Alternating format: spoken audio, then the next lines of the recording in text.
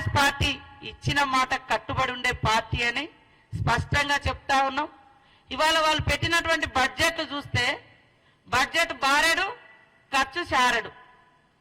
మరి వచ్చినటువంటి నిధులను కూడా తమ ఇష్టానుసారంగా తమకు నచ్చిన పథకాల పేరుతోటి కమిషన్లు వచ్చేటువంటి వాటి కోసం లక్షల కోట్లు ఖర్చు పెట్టి ఇవాళ మేము శ్వేతపత్రం రిలీజ్ చేస్తే వాళ్ళట శ్వేతపత్రం అట.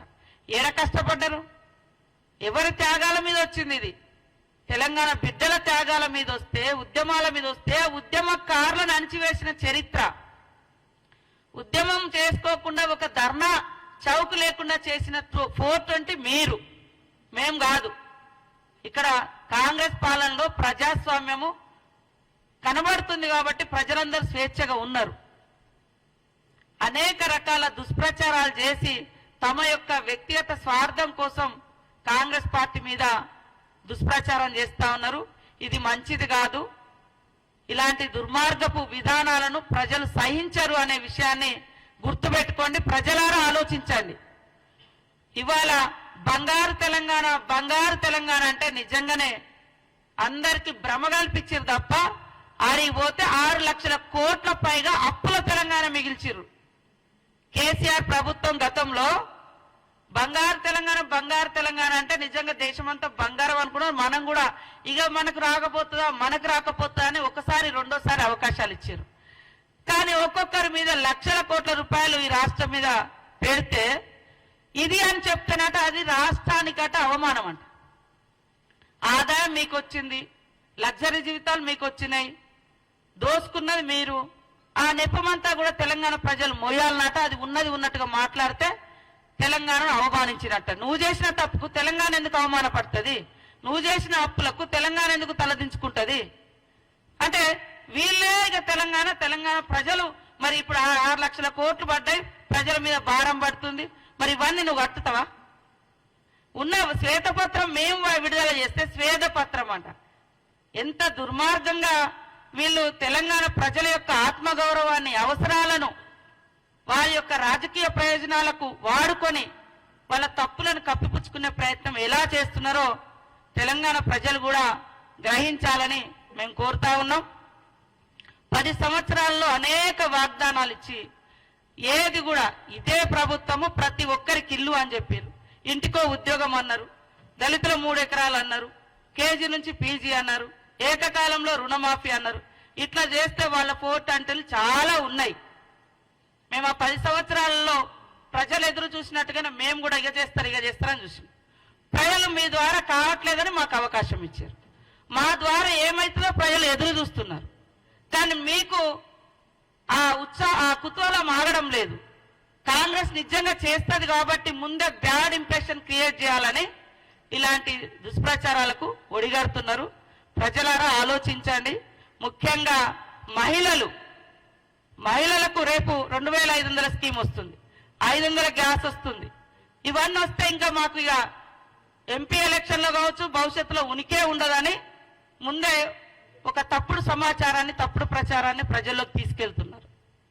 ఇలాంటి తప్పుడు ప్రచారం ప్రజలు నమ్మడానికి సిద్ధంగా లేరు.